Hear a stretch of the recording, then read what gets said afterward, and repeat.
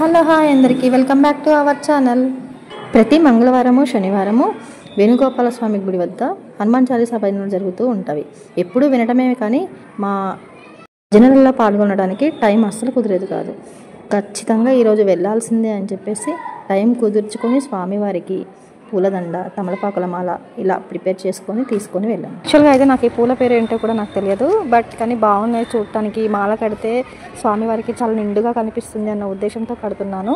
వీటిని విష్ణు చక్ర పూలు అంటారు కదా, అలానే ఉంటాయి కానీ పైన ఇంకొక 4 రెమ్మలు ఉంటాయి. కానీ చూడటానికి అయితే చాలా బాగుంది. కట్టిన తర్వాత కూడా చాలా బాగా అనిపించింది నాకు. విగ్రహానికి సరిపడా ఉంటుంది. ఫైనల్లీ తమలపాకుల మాల, పూలమాల కంప్లీట్ చేశాను. పూజకి లేట్ అవుతుందన్న హడావుడిలో నేను ఇక్కడ తమలపాకులకి బొట్లు పెట్టడం మర్చిపోయాను. సో నాకు అది ఇక్కడ స్వామివారికి వేసిన తర్వాత గుర్తొచ్చింది. అసలు హనుమాన్ చాలీసా అంటే ఏమిటి? హనుమాన్ చాలీసా అంటే 40 శ్లోకాలు ఉంటాయని అర్థం. ఈ 40 శ్లోకాలకి ఎన్నో అర్థాలు ఉంటాయి, ఎన్నో కథలతోటి ముడిపడి ఉంటుంది. నాకు తెలిసినది, నేను నేర్చుకున్నది ఎంతో కొంత మీకు కూడా నేర్పించే ప్రయత్నం చేస్తాను. సో వీడియోని స్కిప్ చేయకుండా చూడండి, ఎవ్రీ ఎపిసోడ్ని మిస్ అవ్వకండి.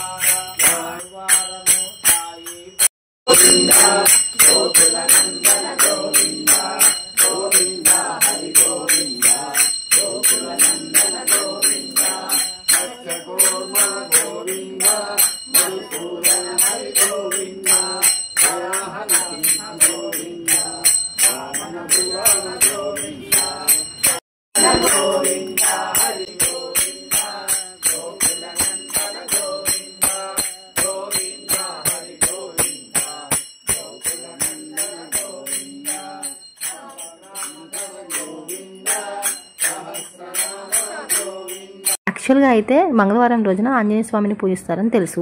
మరి శనివారం రోజున కూడా ఆంజనేయ స్వామికి ప్రీతికరమైన రోజు అని అంటున్నారు. అది ఎందుకు అన్న విషయం ఎవరికైనా తెలిస్తే కామెంట్ బాక్స్లో కామెంట్ చేయండి.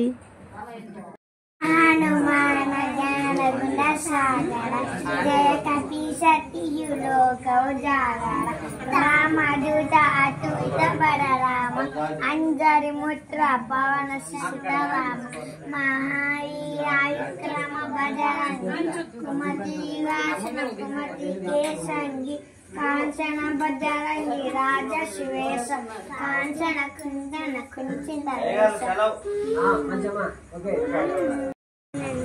గుణశాంతరే సంతే బలరామ అంజలి పుత్ర భవస్తనామ మహావీర విక్రమ భజరంగి తుమతి నివాహ సుమతి కేసంగి కాంచన కుంచిన వేష